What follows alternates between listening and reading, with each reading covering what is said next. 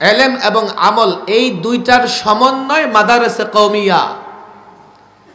বাংলাদেশে আরো দুটা শিক্ষা ব্যবস্থা আছে।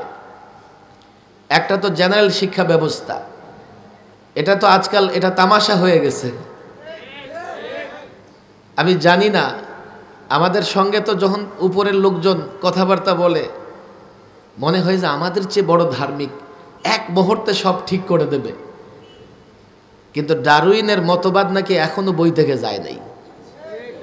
আরে ভাই, আর যাই হোক না কেন, দল তুমি যেটাই করো, এটা তো আমরা মানতে রাজি না যে আমরা বানর থেকে তৈরি হয়েছি। সিদ্ধান্ত হয়েছে সব বই থেকে মুছে না, বই থেকে যায় না। প্রচলিত শিক্ষা ব্যবস্থা নিয়ে আজকে আমি এখানে কথা বলবো না, তবে এতটুকু আফসোস তো করাই লাগে। অন্যান্য মুসলিম কান্ট্রি, আমি মধ্যপ্রাচ্যের আরব দেশগুলোর কথা বাদ দিলাম, তুমি সবচাইতে বেশি মুসলিম আছে ইন্দোনেশিয়ায়। দেখো, সেখানে প্রাইমারি স্কুলে গেলেও ছেলেরা উজু নামাজ শিখে। আমি 1 থেকে 5 বা মেট্রিক পাস করলাম, পড়লাম কি পড়লাম না এটা বড় কথা নয়। নামাজ আর রোজা ওযু শিখলাম কিনা এটা বড় কথা।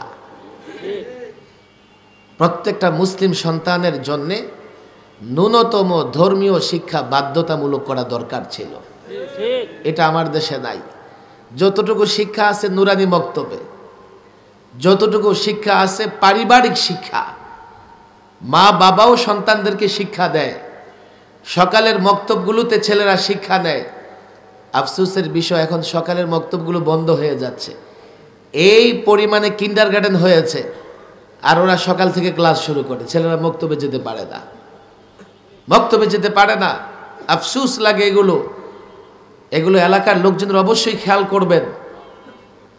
মক্তবে না গেলে ইসলাম সে কোত্থেকে শিখবে? স্কুলে তো তার ইসলামী শিক্ষা নাই। জেনারেল শিক্ষায় শিক্ষিত যারা আছেন এখানে, আপনাদের কাছে অনুরোধ, আপনারা এই শিক্ষা ব্যবস্থা নিয়ে ফিকির করবেন। আমরা কেন সব বিষয়ের দায়িত্ব দেব? আমরা কি ইসলামের এজেন্ট? ইসলাম আমার ব্যক্তিগত সম্পদ। আপনার যেটুকু ইসলাম আমার সেটুকু ইসলাম, আমি আলাদা করে ইসলামের অধিকারী না।